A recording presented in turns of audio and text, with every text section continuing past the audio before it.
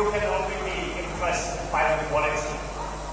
It is this last big shows for the breed before we hopefully next year in the General Assembly of the FCI can recognize the breed as a classic breed.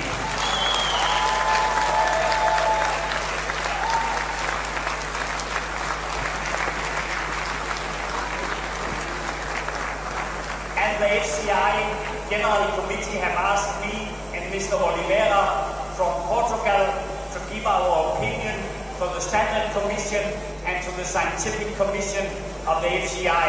And we will heartily recommend them to be recognized.